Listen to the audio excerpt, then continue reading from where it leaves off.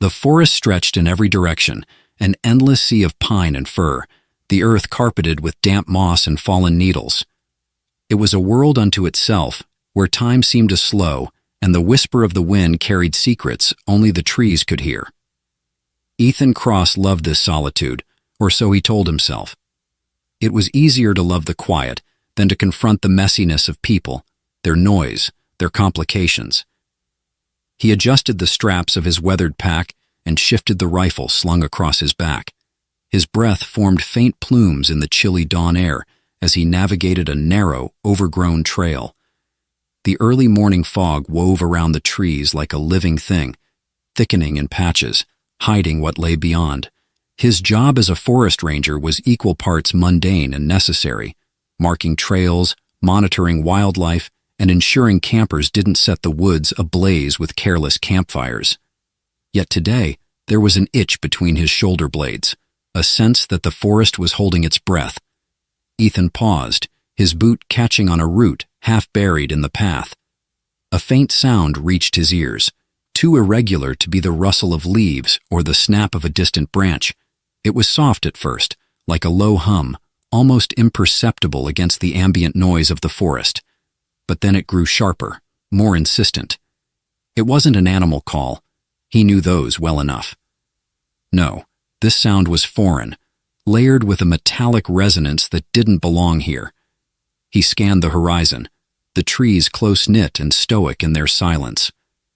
Nothing moved, yet the sound persisted, drawing him off the trail and into the dense undergrowth. He hesitated. Protocol dictated he radio in anything unusual, but instinct won out. Ethan adjusted his cap and pushed through the brambles, his boots crunching against the uneven ground. The sound guided him deeper until the trees parted to reveal a small clearing shrouded in mist. In the center, by a narrow stream, lay something, or someone.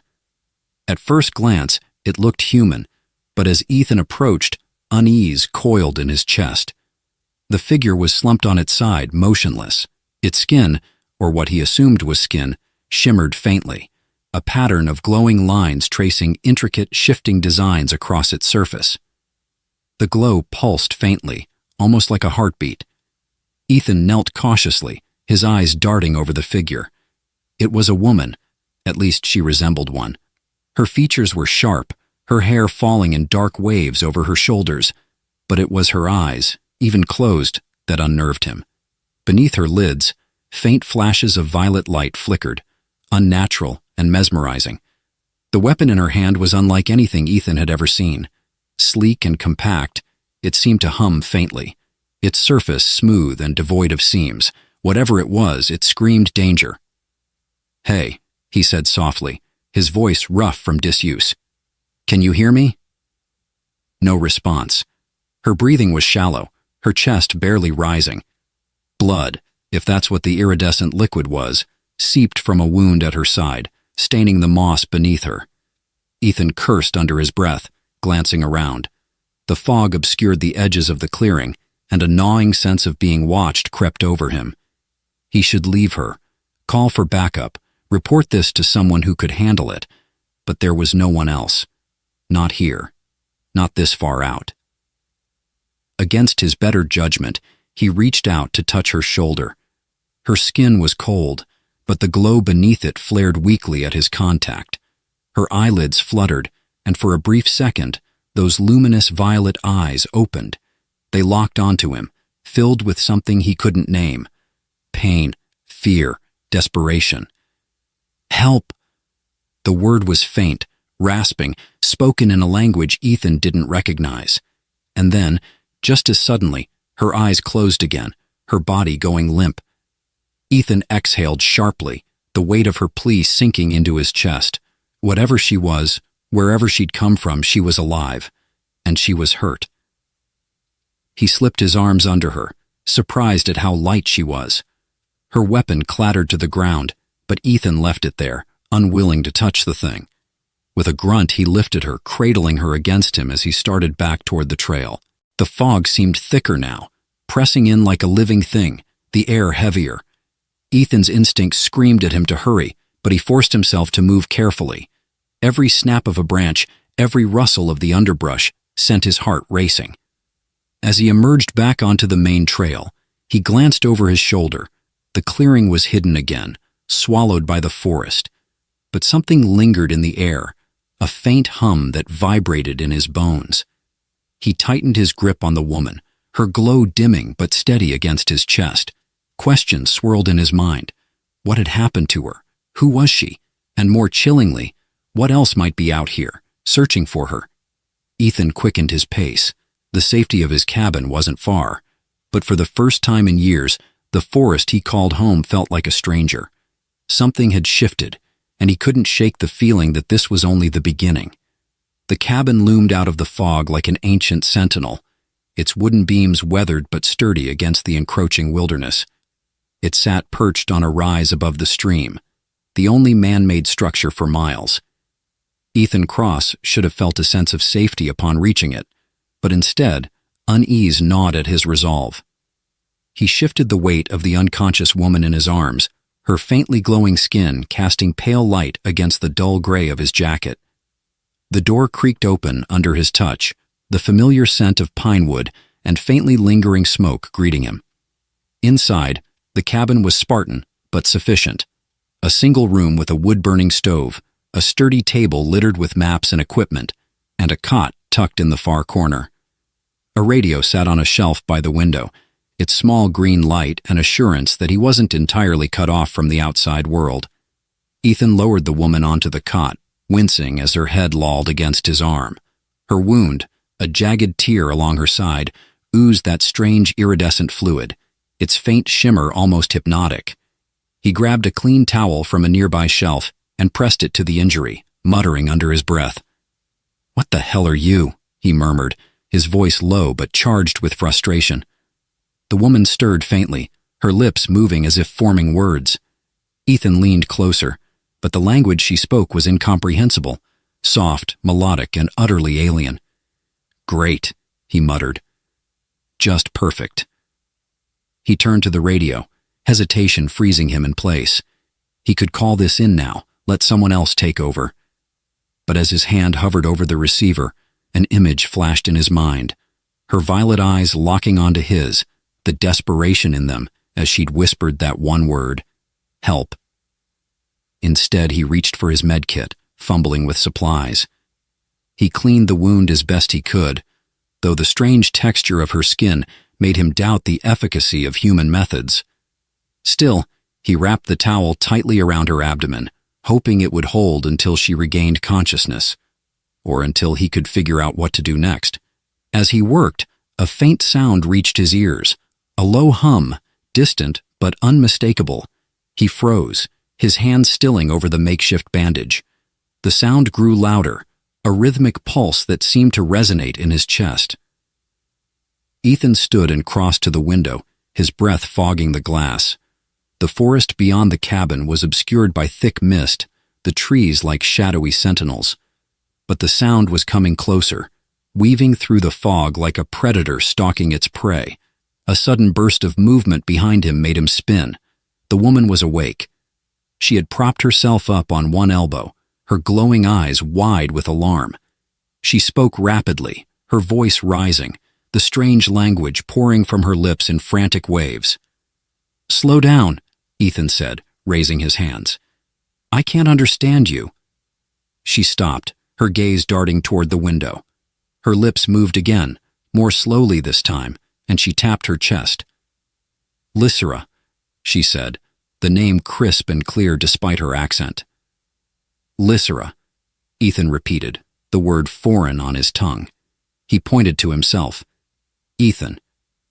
She gave a weak nod, then gestured toward the window, her expression darkening. Her hands moved quickly as if miming something, a shape in the air, then a motion that resembled wings or blades.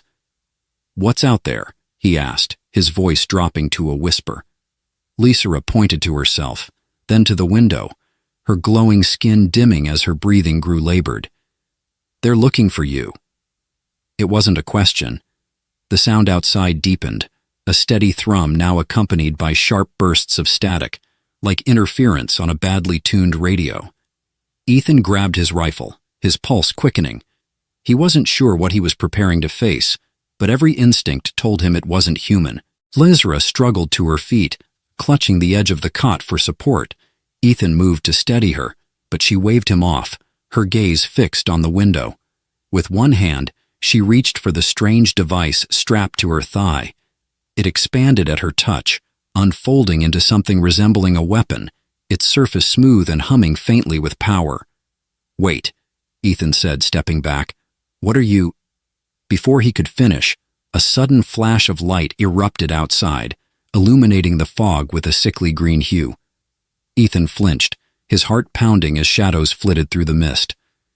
"They're here, aren't they?" he asked, his voice taut. Lysra nodded, her expression grim. She raised her weapon, her body tense, despite the obvious pain she was in. The first figure appeared out of the fog, humanoid, but not human. Its form was cloaked in a dark, segmented armor that seemed to absorb the light around it. Its head was sleek and featureless, save for a single glowing red slit where eyes might have been. The thing moved with unnerving precision, scanning the cabin as if sensing the life within. Ethan's grip tightened on his rifle, though he doubted it would be of much use. "What do we do?" he whispered. Lysra turned to him, her voice steady despite the urgency in her eyes. She spoke a single word, one that needed no translation. "Hide." Ethan hesitated, but the look in her eyes brooked no argument. He ducked behind the table, his breath shallow as he watched Lysra move toward the door. She was unsteady on her feet, but her resolve was unshakable. The figure outside paused, its head tilting as if listening. Then, with a sudden burst of speed, it charged the cabin, the door splintering under its weight. Lysra fired, the blast from her weapon filling the room with a blinding light and a deafening hum. The figure staggered but didn't fall, its armor scorched but intact. It lunged for her, its movements fluid and unnatural. Ethan didn't think. He raised his rifle and fired, the sound jarring in the confined space. The bullet struck the thing's shoulder, causing it to falter just long enough for Lysra to deliver another shot. This time the blast hit its head, the red slit dimming as the figure collapsed in a heap. The silence that followed was oppressive, broken only by Lysra's ragged breathing. She lowered her weapon, her glow flickering like a dying ember. Ethan rose from his hiding place, his mind racing. What the hell was that? Lysra didn't answer. Instead, she staggered back to the cot and sank onto it, her strength visibly spent. Ethan glanced at the broken door, the forest beyond still cloaked in mist. Whatever that thing had been, it wasn't alone. And he had the sinking feeling this was only the beginning. The fire crackled weakly in the stove, its amber light flickering across the cabin walls. The shattered remnants of the door lay scattered on the floor, and outside, the fog lingered, heavy and impenetrable. Ethan Cross leaned against the table, his hands trembling as he reloaded his rifle. The metallic snap of the cartridge sliding into place was the only sound besides the low hum emanating from Lysra's weapon. She sat on the edge of the cot, her glowing skin dimmer now, her expression taut with pain and focus. Despite her exhaustion, she moved with purpose, dismantling and reassembling her alien device with a precision Ethan could only marvel at. "I hope you have a plan," he said, his voice low. Lysra glanced at him, her violet eyes reflecting the firelight. She seemed to hesitate before speaking, her words halting and laced with a strange accent. "More... come." "Yeah, I figured," Ethan replied. "That thing wasn't working alone, was it?" She shook her head, her gaze dropping to the glowing patterns on her arms. The light pulsed faintly, like a heartbeat. "Hunter," she said, the word sharp and weighted. Ethan frowned. "Hunter? You mean, like bounty hunters?" Lysra nodded, her eyes narrowing. She gestured toward the broken door, then back to herself. "Me." Target the confirmation sent a chill through him, though it wasn't entirely unexpected. "Why? What do they want with you?" Her fingers hovered over her weapon, the glow in her skin brightening for a moment. When she finally spoke, her voice was steadier, though her words were still fragmented. Mission. Failed. Ran. She tapped her chest, then gestured outward. Empire. Angry. Ethan's mind raced, trying to piece together her meaning. You failed a mission for some empire, and now they're hunting you down? Her lips pressed into a thin line, and she gave a single nod. What kind of mission? He pressed. Lysera hesitated, her gaze flicking to the floor. When she spoke, her words were barely above a whisper. War. Spark. Dot. The weight of the revelation settled heavily in the room. Ethan stared at her, his pulse quickening. You were supposed to start a war? She didn't answer directly, but the guilt etched across her face was answer enough. Ethan scrubbed a hand down his face, the pieces of the puzzle slowly clicking into place. This wasn't just about her. If those hunters found her, if they took her back, it could mean something far worse than a firefight in the woods. The faint hum returned, distant but growing. Ethan stiffened, his eyes snapping to the window. They're back. Lysera stood, swaying slightly before steadying herself. She held her weapon close, the glow in her skin flaring brighter.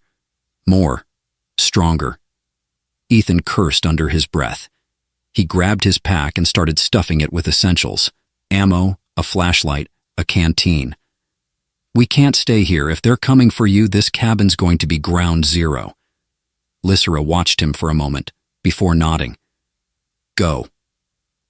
As they prepared to leave, a new sound cut through the fog. A high-pitched whine, faint at first but growing louder. It was different from the hum of the hunter, sharper and more mechanical. Ethan froze, his heart pounding. What now? He muttered. Lysera's expression darkened. She spoke a single word, her tone grim.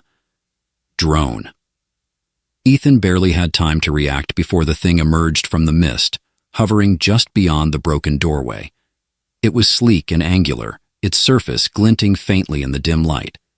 A red light blinked at its center, and a series of metallic clicks echoed as it unfolded spindly appendages tipped with sharp blades. Lysera moved first, raising her weapon and firing. The blast struck the drone's side, sending it spinning, but it recovered quickly, emitting a shrill burst of sound that made Ethan's ears ring. Move! Lysera shouted, her voice suddenly clear and commanding. Ethan didn't need to be told twice. He grabbed his rifle and ducked out of the cabin, Lysera close behind. The drone followed, its blades whirring menacingly as it fired a barrage of small, glowing projectiles. The forest provided some cover, but the drone was fast, darting through the trees with unnerving agility. Ethan fired blindly over his shoulder, his shot sparking off the drone's armored surface. This thing's not going down easy, he shouted. Lysera said something in her language, her tone urgent. She stopped abruptly, turning to face the drone. With a swift motion, she pressed something on her weapon, and the glow intensified. Ethan realized what she was doing just as she fired. The blast was blinding, a surge of energy that lit up the forest like a second sun. The drone shrieked and exploded, fragments scattering in every direction. The silence that followed was deafening. Ethan stared at the smoking remains of the drone, his ears still ringing. Please tell me that was the only one. Lysera didn't answer. She was staring at something beyond the wreckage, her expression grim. Ethan followed her gaze and felt his stomach drop. Through the thinning mist, more figures emerged. They were like the first hunter, their dark armor glinting faintly, their movements precise and deliberate. But these were different, bigger, more heavily armed. We can't fight them all, Ethan said, his voice barely above a whisper. Lysera's glow flickered, her exhaustion evident, but she squared her shoulders. Run, she said simply. Ethan hesitated, every instinct screaming at him to stand and fight. But the look in her eyes told him there was no winning this battle. Not here, not now. He grabbed her arm, and together they turned and ran deeper into the forest, the hunters in relentless pursuit. As the trees closed in around them, Ethan couldn't shake the feeling that they were running out of places to hide and out of time. The forest thinned as Ethan and Lysera pressed onward, their footsteps muffled by the damp, moss-covered earth. The moon hung low and heavy above the treetops, its pale light filtering through the canopy in fractured beams. Each step brought a renewed weight to Ethan's limbs, his body screaming for rest, even as his mind urged him forward. Beside him, Lysra moved with equal weariness, her glow flickering like a dying ember. The hunters were still behind them. Ethan could hear the faint hum of their presence, a reminder that they were never far enough. It wasn't just pursuit, it was precision. These weren't creatures blindly combing the wilderness. They were predators driving their prey toward some inevitable endpoint. As they crested a ridge, Lysra slowed, her breathing labored. She leaned against a tree, clutching her side, where the iridescent wound continued to seep faintly. Ethan stopped, watching her with a mix of frustration and concern. "We can't stop," he said, though his voice lacked conviction. She looked at him, her violet eyes dim but resolute. "Close. Safe place." He frowned. "What do you mean, safe place? There's nowhere safe out here." Lysra shook her head and pointed toward the valley below. Through the trees, Ethan could just make out the faint glimmer of something unnatural. Light, cold and bluish, cutting through the natural darkness. "What is that?" he asked, his voice tight. Lysra hesitated, her lips pressing into a thin line. "Refuge," she said finally. Ethan's stomach churned with unease. He didn't trust her vagueness, but they had no other options. If she had a plan, he wasn't in a position to argue. "Fine," he said, adjusting the rifle slung over his shoulder. "Let's move." The descent was treacherous, the terrain shifting underfoot as they scrambled down the ridge. The air grew cooler, and the sound of running water reached Ethan's ears. When they finally reached the valley floor, the source of the light became clear. A structure jutted out from the earth, its sharp angles and metallic surface out of place in the natural surroundings. It looked ancient, weathered, as if it had been here long before the forest grew around it. Faint symbols glowed along its surface, their alien patterns pulsing with rhythmic energy. Ethan stared, his breath catching. "What the hell is this?" Lysra stepped forward, her glow brightening slightly in response to the structure. She placed a hand on its surface, and the symbols flared, casting the area in pale blue light. "Beacon," she said. "Old. Forgotten." Ethan took a cautious step closer, his unease deepening. "This thing belongs to your people, doesn't it?" She nodded but didn't elaborate. Instead, she pressed her palm against a central panel, and with a low hum, a doorway slid open. Inside, the air was cooler, almost sterile. The space was vast and cavernous, the walls lined with strange consoles and faintly glowing panels. The light pulsed in time with some unseen mechanism, filling the room with a steady, hypnotic rhythm. Lysra moved to one of the consoles, her movements deliberate but slow. She pressed a series of symbols, and a holographic display flickered to life, filling the space with a web of intricate, interconnected lines. Ethan stepped closer, his eyes scanning the display with a mix of awe and confusion. "What is all this?" he asked. Lysra's voice was quiet but steady. "Empire's reach, systems, worlds." She gestured to the map, her finger tracing a path through the glowing lines. "Here," she said, pointing to a small, pulsing node. Ethan frowned. "That's us, isn't it?" "Earth." She nodded. "Fragile. Hidden."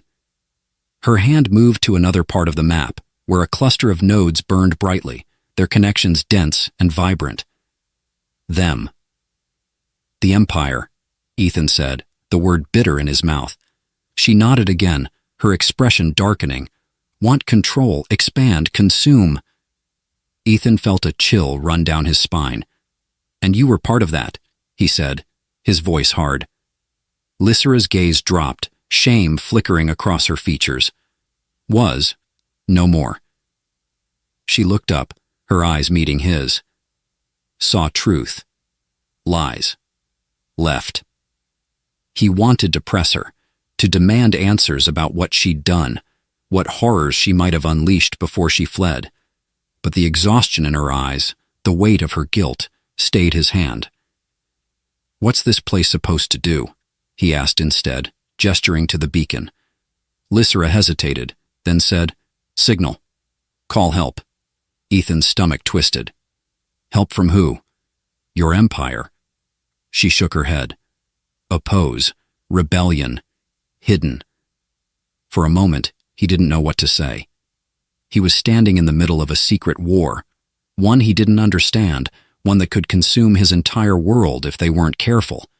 Before he could respond, the hum of the beacon shifted, growing sharper. Lysra's head snapped up, her expression alarmed. "What now?" Ethan asked, his grip tightening on his rifle. Lysra moved quickly to another console, her fingers flying over the symbols.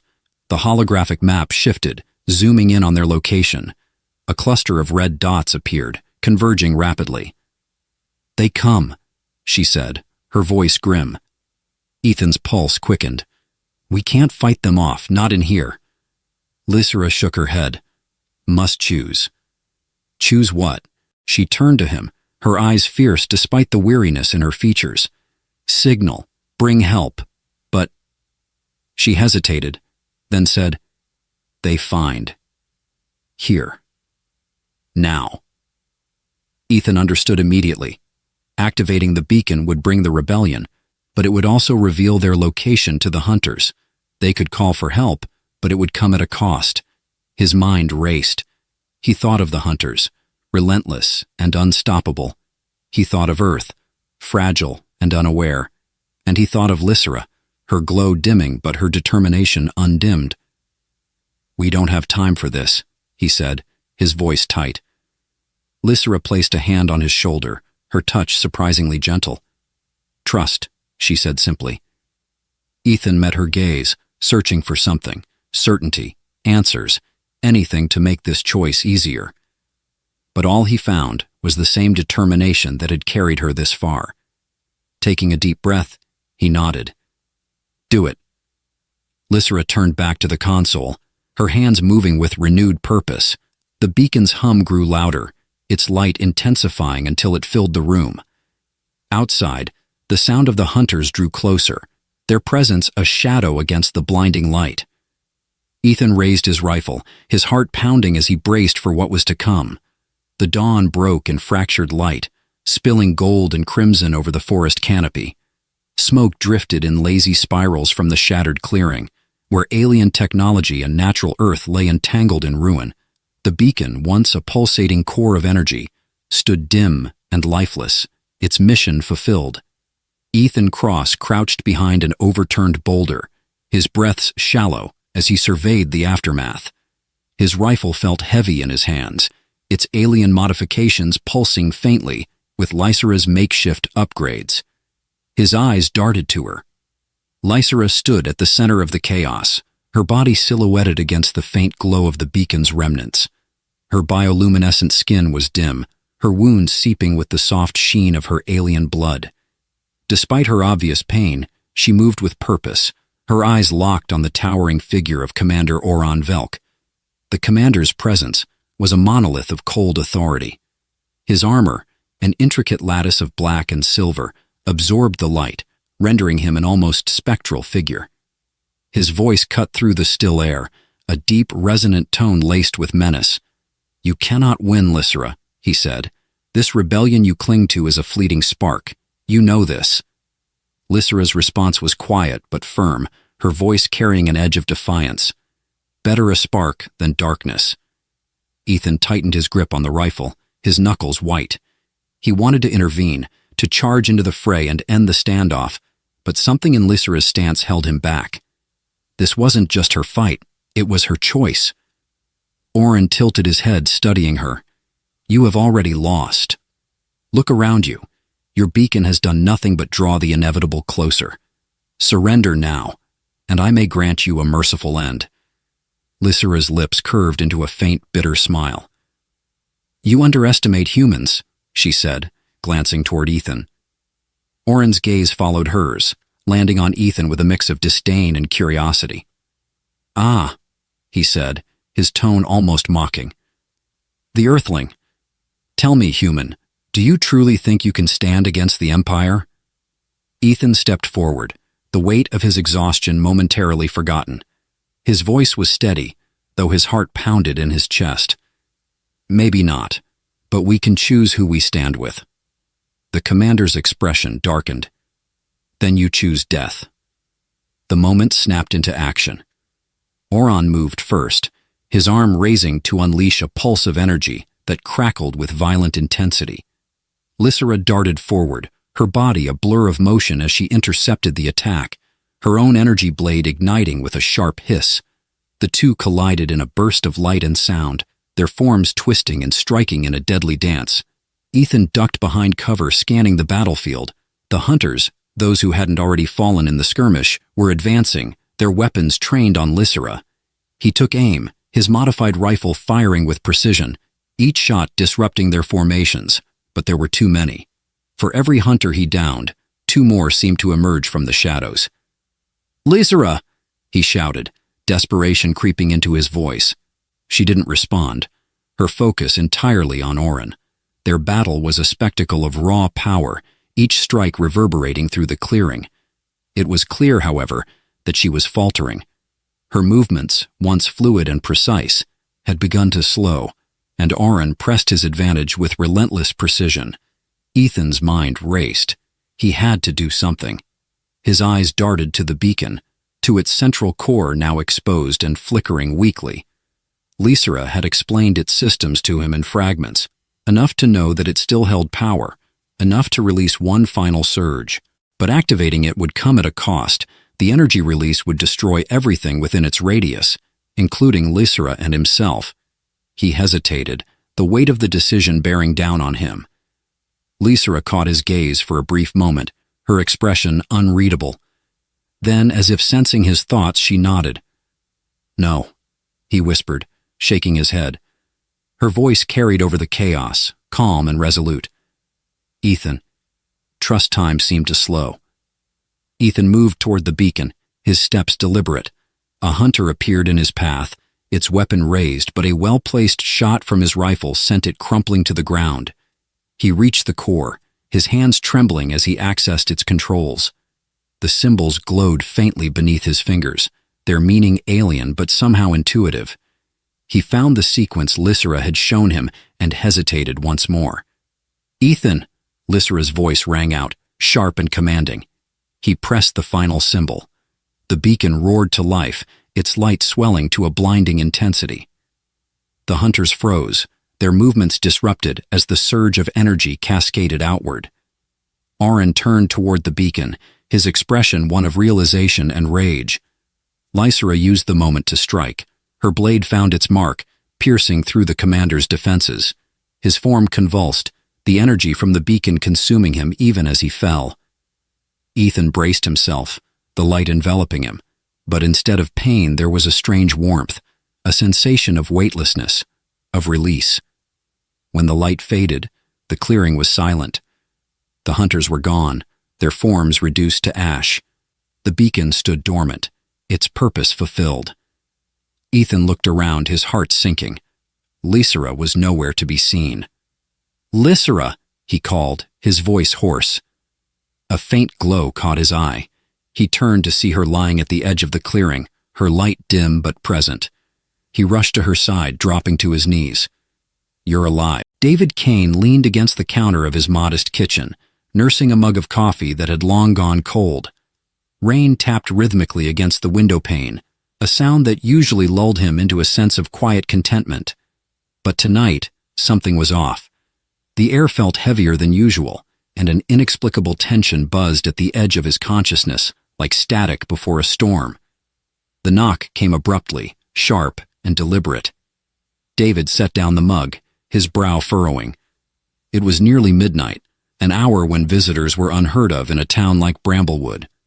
Tugging on his sweater, he made his way to the front door.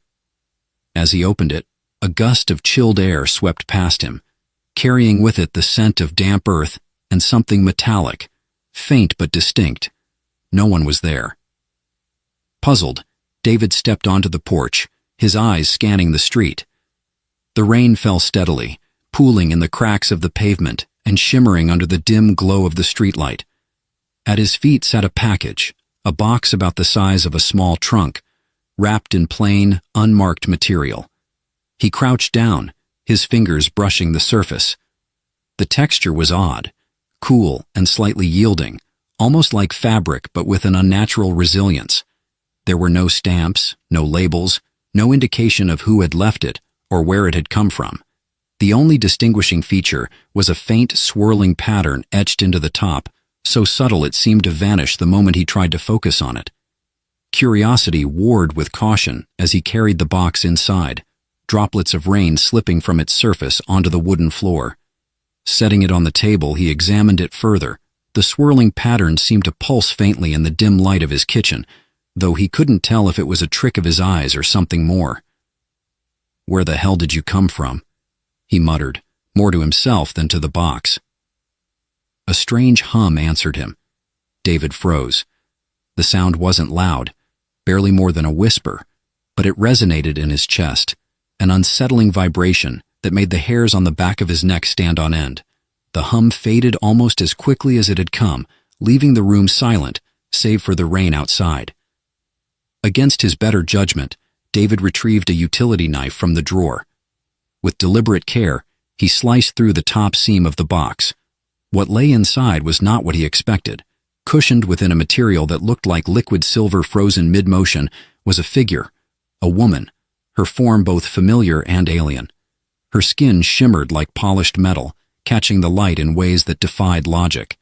Her hair, dark and flowing, seemed to ripple even in stillness, and her closed eyelids revealed hints of iridescent colors that shifted like oil on water. "Holy—" David stepped back, his pulse racing. The woman didn't move. Her chest rose and fell faintly, a sign of life that only added to the impossibility of what he was seeing. A faint crackling sound drew his attention back to the box. The swirling patterns on its surface were now glowing, the light intensifying until it filled the room with an otherworldly radiance. "David Kane." The voice was soft yet commanding, echoing from nowhere and everywhere at once. David spun around, his heart pounding. "Who's there?" he demanded, his voice trembling. "You have been chosen," the voice continued, ignoring his question. "Protect her. The fate of worlds depends on it." Before David could respond, the light dimmed abruptly, plunging the room into darkness, save for the faint luminescence of the woman's skin. The voice was gone, leaving behind a silence so profound it felt deafening. David stared at the figure in the box, his mind racing. Protect her? Protect her from what? From whom? The woman stirred, her fingers twitching slightly against the metallic lining. David's breath caught as her eyes fluttered open, revealing a kaleidoscope of colors that seemed to pierce straight through him. "Where?" Her voice was barely a whisper, tinged with exhaustion. "Where am I?" "Earth," David managed, his throat dry. "You're on Earth." The woman's gaze sharpened, a flicker of fear crossing her alien features. "They found me," she murmured, more to herself than to him. "Who?" David asked, his unease growing. Before she could answer, a low rumble reverberated through the house, followed by the distant sound of shattering glass. David rushed to the window and peered out. Shadows moved unnaturally beneath the streetlights, figures that seemed to melt into the rain and reform with each step. "Stay quiet," the woman said, her voice suddenly steady despite her weakened state. She pushed herself upright, her movements slow but purposeful. "They're here." David turned to her, panic creeping into his voice. "Who's here? What's going on?" Her iridescent eyes locked onto his, a mix of fear and determination blazing within them. "If you want to live," she said, "do exactly as I say." And with those words, David's quiet, predictable life shattered like glass underfoot, replaced by a storm of questions and the inescapable sense that nothing would ever be the same again. The metallic taste of adrenaline clung to the back of David's throat as he locked the front door, his fingers fumbling with the deadbolt. Not that a lock would stop whatever was out there. Shadows danced unnaturally across the rain-slicked street, shifting and coalescing with an eerie fluidity. The figures were closing in, their movements silent but deliberate, as though they had all the time in the world to corner their prey. Behind him, the alien woman, Zira she had called herself, moved with surprising agility, her shimmering skin reflecting the dim light. Despite her weakened state, she exuded a strange, commanding presence, as if she were somehow both fragile and unbreakable. "Barricade the windows," she ordered, her voice steady, though a faint tremor betrayed her fear. David hesitated, his mind spinning. Less than an hour ago, he'd been a man of routine, living a life dictated by quiet evenings and predictable days. Now, he was taking commands from a woman who didn't belong to this world, with shadows stalking his home and cryptic threats hanging in the air. "What are those things?" he demanded, grabbing a chair and wedging it beneath the doorknob. "They're called seekers," Zara replied, glancing toward the window. Her iridescent eyes flickered, as if attuned to something he couldn't see. "Mercenaries. Assassins. They've been hunting me across the galaxy." The word struck David like a blow. "Hunting you? Why?" "That box wasn't just a container," Zara continued, ignoring his question. "It was a beacon. The moment you opened it, it sent a signal. Now they know exactly where I am." The gravity of her statement sank in like lead. "So you're saying I painted a target on my back just by opening that thing?" "Yes." "Great," David muttered, dragging a bookshelf toward the window. "That's just fantastic." The rumble outside deepened, a sound that wasn't quite thunder. The shadows had stopped moving, gathering at the edges of the street, like a pack of predators assessing their prey. "They won't attack head-on," Zara said, her tone clipped. "They'll test the perimeter first, look for weaknesses. And if they find one, they'll kill us." David stared at her, the weight of her words sinking in. This just keeps getting better. The lights in the house flickered, then went out entirely, plunging them into darkness. Outside, the storm raged on, but the absence of light made the figures seem closer, their outlines bleeding into the night like living shadows. Zara turned to David, her voice low but urgent. "We can't stay here, they'll break through eventually." "And go where?" he asked, his voice rising despite himself. "You're telling me these things have been chasing you across galaxies. What makes you think we'll be safe anywhere else?" Zara didn't answer immediately. Instead, she reached into the folds of her strange metallic clothing and pulled out a small spherical device. It glowed faintly, its surface etched with the same swirling patterns as the box.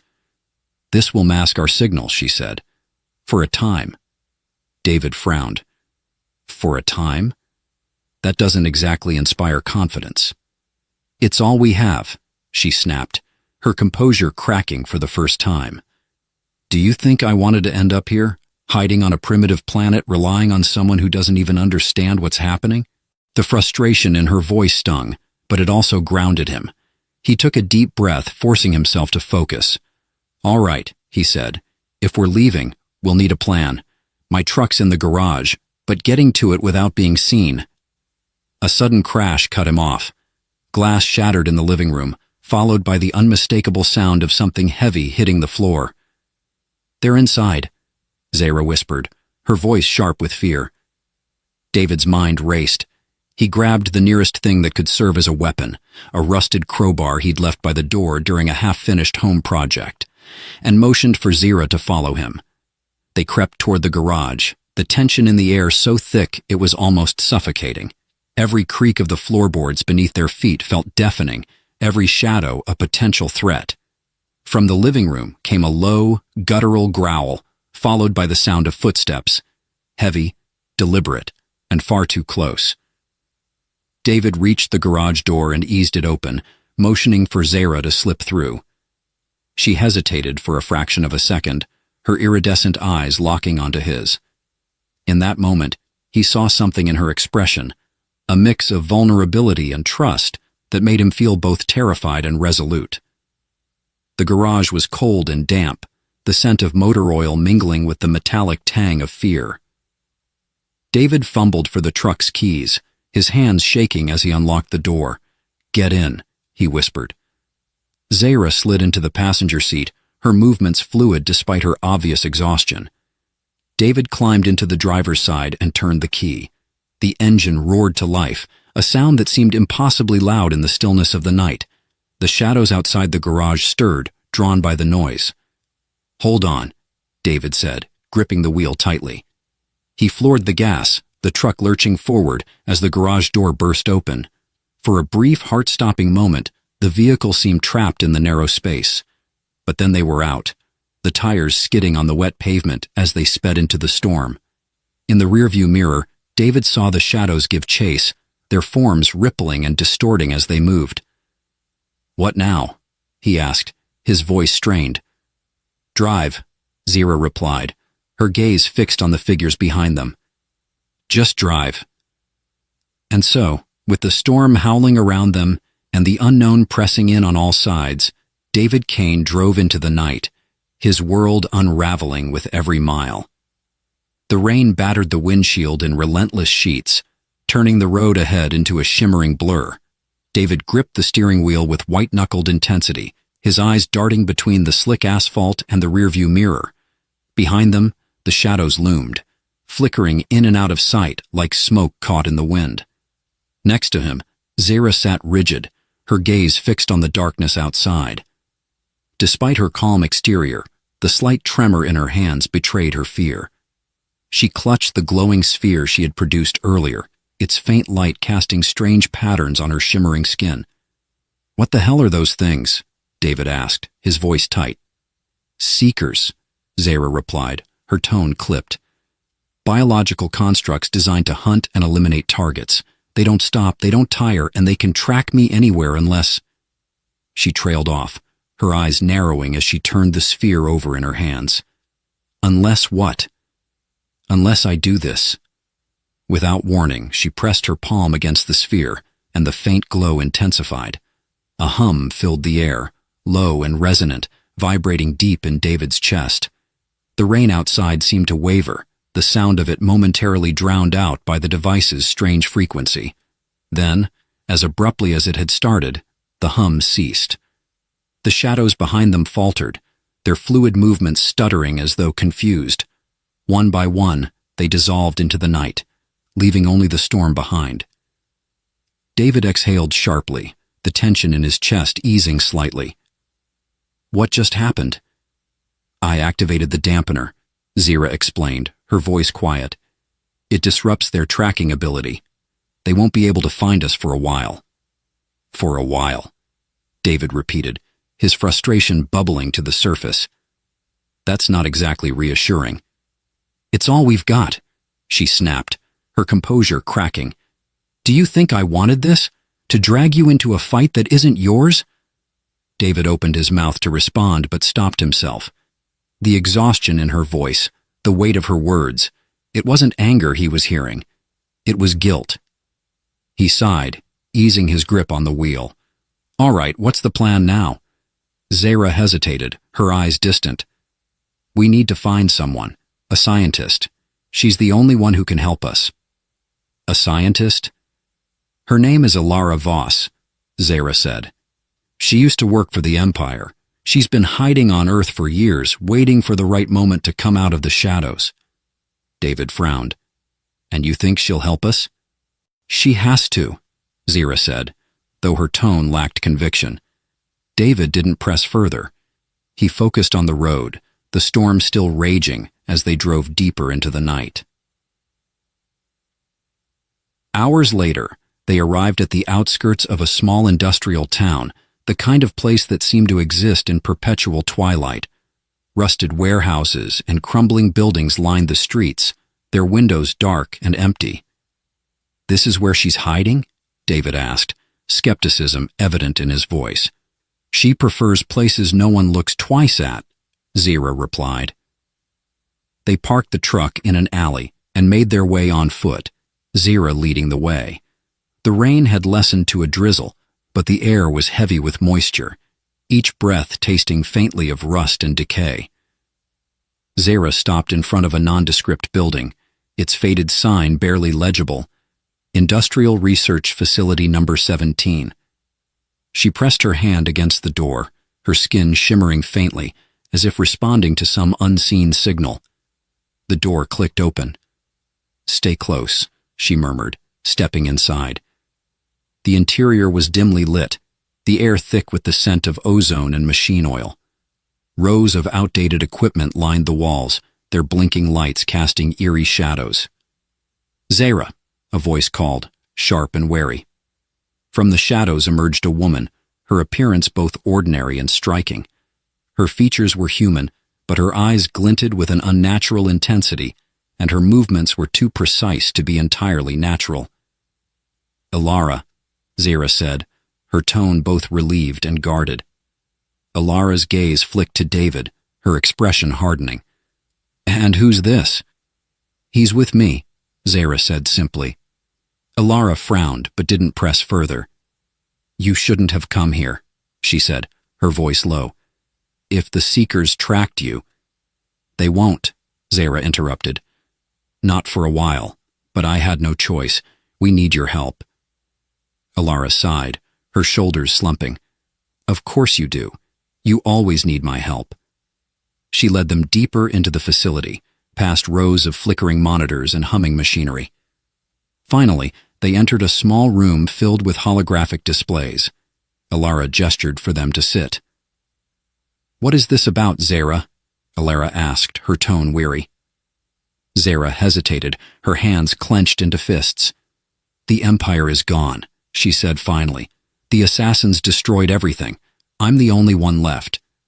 Alara's eyes widened, a flicker of shock breaking through her composed exterior. "The Empire? Gone?" Zara nodded. "And they won't stop until I'm gone too." Alara leaned back, her expression unreadable. "If that's true, then you're in more danger than you realize. And so is he," she added, nodding toward David. David stiffened. "What's that supposed to mean?" "It means," Alara said, "that you've just stepped into a war you can't win." Before David could respond, one of the monitors began to beep urgently. Alara turned to it, her eyes narrowing as lines of alien script scrolled across the screen. "They've found us," she said, her voice grim. Zara's face hardened. "How long do we have?" "Minutes," Alara replied. "Maybe less?" David's heart sank. "What do we do?" Alara glanced at him, her expression calculating. "You run," she said, "both of you, and pray they don't catch you." The room fell silent, the weight of her words pressing down on them like a physical force.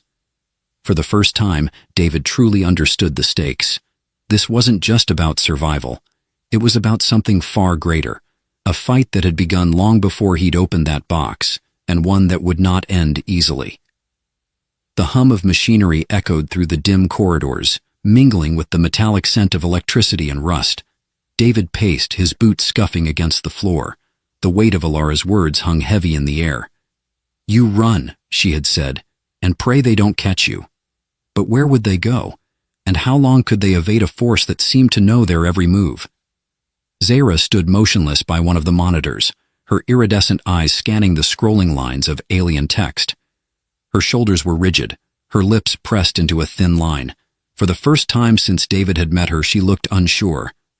"Alara," Zara said finally, her voice breaking the tense silence, "there has to be another way." Alara's fingers flew across a console, her gaze never leaving the screen. "Another way?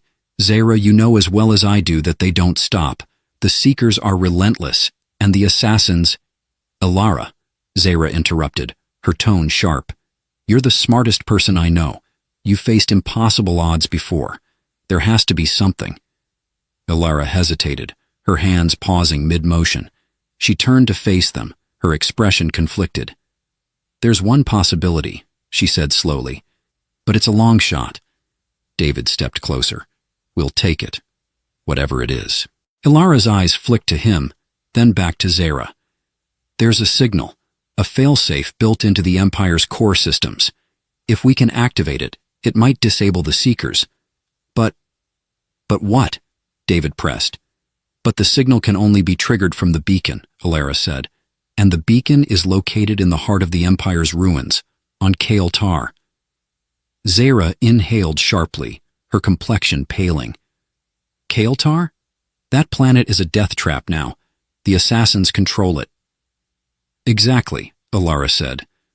Which is why I said it's a long shot. David folded his arms. Let me get this straight. You're saying we have to sneak onto a planet swarming with killers, find this beacon, and hope it works? Alara's lips quirked in a grim smile. That's the gist of it. David looked at Zira. Can we even pull this off? Zira hesitated, her gaze distant. Then, as if coming to a decision, she straightened. We don't have a choice. If we stay here, they'll find us. If we run, they'll catch us eventually. This is the only way to end it. David nodded, the knot of anxiety in his stomach tightening. All right, let's do it. The plan came together quickly, though every detail seemed to bring another layer of risk. Alara provided them with coordinates and a small device, a data crystal containing the access codes for the beacon. Once you're in, she said, handing the crystal to Zira. Insert this into the control terminal. It'll do the rest. What about you? David asked. Alara shook her head. I'll stay here and buy you time. If they track your departure, I'll make sure they follow the wrong trail. You're risking your life, Zira said quietly. Alara smiled faintly. It wouldn't be the first time. Their departure was swift and silent. The ship, a small battered freighter Alara had kept hidden, lifted off into the stormy night, its engines humming softly. David sat in the co-pilot seat, his fingers tapping nervously against the armrest. So what's Kael'tar like? He asked, breaking the silence. Zira glanced at him, her expression unreadable. It was once a beacon of life and culture. Now, it's a wasteland. The assassins have turned it into their stronghold, using it to stage their attacks across the galaxy. David frowned. Why would they leave the beacon intact if they're using the planet? Because they can't destroy it, Zira said. The beacon is protected by ancient technology, even they don't fully understand. They avoid it out of caution, but they guard it fiercely to ensure no one else uses it. Great, David muttered. So we're walking into a fortress with a giant bullseye on our backs. Zira didn't respond, her focus on the controls as the freighter hurtled through hyperspace. Hours later, Kael'tar came into view, a dark, barren world scarred by craters and jagged mountain ranges. The planet's surface was shrouded in a thick, swirling atmosphere, illuminated only by the occasional flash of lightning. David felt a chill as they descended, the ship buffeted by turbulent winds. The freighter's scanners beeped incessantly, warning of nearby patrols. We'll have to land outside the main perimeter, Zira said, her voice tight. It'll be a long trek to the beacon, but it's our best chance of avoiding detection. David nodded, gripping the armrests as the ship touched down on a rocky outcrop. The air outside was thin and cold, carrying the acrid scent of sulfur. Zira adjusted a device on her wrist, and a shimmering field enveloped them. What's that? David asked. A cloaking shield, Zira said. It won't make us invisible, but it'll mask our heat signatures and muffle our movements. They moved quickly, the barren landscape stretching endlessly around them. The only sounds were the crunch of their boots on the rocky ground and the distant rumble of thunder. David's nerves were on edge, every shadow seeming to shift and writhe. How much farther? He asked after what felt like hours. Zira checked a small device. We're close, just over that ridge. They crested the rise, and David's breath caught in his throat. The beacon stood before them, a towering structure of black and silver, its surface etched with intricate patterns that glowed faintly in the dim light. The air around it seemed to hum with energy, a palpable force that made the hair on David's arms stand on end. But the sight was far from reassuring. The area surrounding the beacon was teeming with figures, dark, sleek shapes that moved with predatory grace.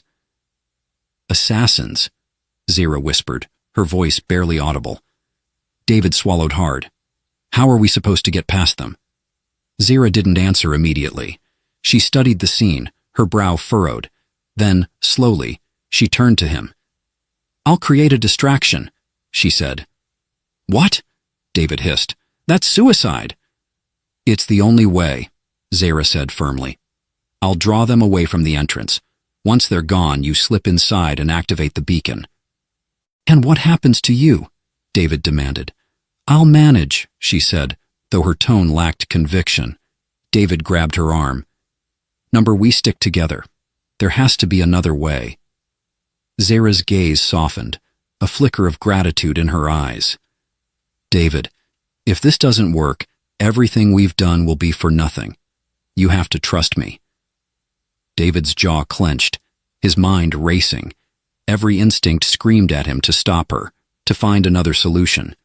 But deep down, he knew she was right. "Fine," he said finally, his voice thick with reluctance. "But you'd better come back." Zara managed a faint smile. "I'll do my best." As she slipped away into the shadows, David crouched low, his eyes fixed on the beacon. The hum of energy grew louder, filling the air with an almost oppressive weight. The stakes had never felt higher. The moment David stepped into the beacon's core, he was struck by the silence. It was not the absence of sound, but a void so profound it seemed to absorb all noise, even his own thoughts. The air shimmered with faint streaks of light, the patterns on the walls pulsing like a heartbeat. The console stood at the center of the vast chamber, a monolithic structure of smooth black stone, inlaid with glowing lines. Every instinct urged him to move quickly, to insert the crystal and activate the signal before the assassins returned. But his thoughts kept pulling him back to Zara. She had promised to create a distraction, but the echo of blaster fire and the distant guttural roars of the assassins outside made it clear her plan had spiraled into chaos. David's fingers tightened around the crystal. If this doesn't work... He pushed the thought away, focusing on the task at hand. The console hummed to life as he approached, sensing his presence. Glyphs danced across its surface, shifting into recognizable patterns. He hesitated, his hand hovering over the slot where the crystal belonged. And then the room shook. A low rumble reverberated through the chamber, followed by the sharp clang of metal against metal. David spun around, his heart pounding. A figure emerged from the shadows, a tall, menacing form clad in black armor. Its face was obscured by a helmet, but its intent was clear in the way it moved, each step deliberate and unyielding. David's breath caught. An assassin. He backed toward the console, his pulse racing. The assassin raised a weapon, its energy core glowing ominously. "You're too late," David said, his voice steadier than he felt. He jammed the crystal into the console and pressed his palm against the activation panel. For a moment, nothing happened. The assassin tilted its head, as if mocking his effort. Then it charged. The beacon roared to life. A blinding column of light shot upward, piercing the chamber's ceiling and erupting into the sky. The assassin staggered, its weapon clattering to the ground. It convulsed, its body racked by some unseen force. David didn't wait to see what would happen next. He turned and ran, the console's hum rising to a deafening crescendo behind him. The surface of Kael'tar was chaos. The beacon's signal had triggered a wave of energy that rippled across the landscape, disrupting the assassins' cloaking fields and scrambling their comm systems. They moved erratically, their coordinated precision replaced by frantic disarray. David scanned the battlefield, his chest tightening. "Zara!" he shouted, his voice hoarse. A figure emerged from the haze, limping and clutching a blaster. Zara's face was streaked with blood, her expression a mix of relief and determination. "You did it," she said, her voice barely audible over the din. David rushed to her side, wrapping an arm around her to steady her. "We need to get out of here," he said. She nodded, but her gaze drifted to the horizon. A fleet of ships was descending, their sleek forms cutting through the stormy skies. "It's not over," she said grimly. David followed her gaze, his stomach sinking. The assassins' reinforcements had arrived. "We'll never make it back to the freighter," he said. Zara's eyes flicked to the beacon, its light casting an otherworldly glow across the terrain. "There's one more thing we can do," she said. David frowned. "What are you talking about?" "The beacon's energy can be channeled," she said. "We can create a pulse strong enough to disable their ships, but what?" Zara hesitated. "It will take everything the beacon has, and we'll be at the center of the blast." David stared at her, the weight of her words sinking in. "You're saying we won't survive?" Her gaze softened. "If we don't do this, no one will. The assassins will keep coming, and everything we've fought for will be lost." David clenched his fists, his mind racing. Then he nodded, his resolve hardening. "Let's do it."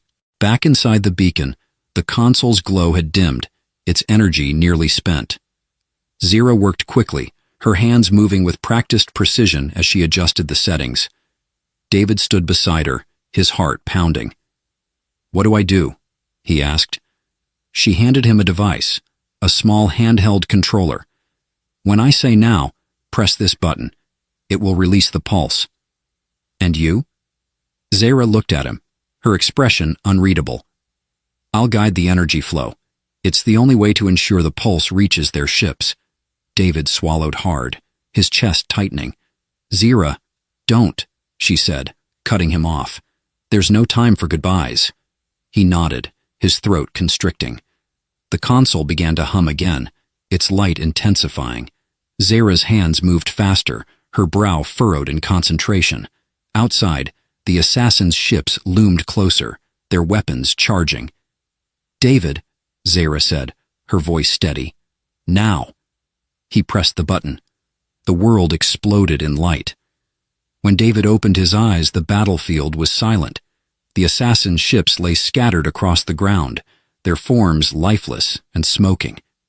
He sat up slowly, his body aching. The beacon was gone, reduced to a smoldering crater. And Zira. David's chest tightened as he scanned the area. Then he saw her, lying amidst the rubble, her form still. He crawled to her side, his hands trembling. "Zira," he whispered. Her eyes fluttered open, a faint smile tugging at her lips. "We did it," she said, her voice barely audible. David's throat constricted. "Yeah, we did." Her hand found his, her grip weak but steady. "Promise me," she said, "that you'll keep fighting, for everything we've lost." He nodded, his vision blurring with tears. "I promise."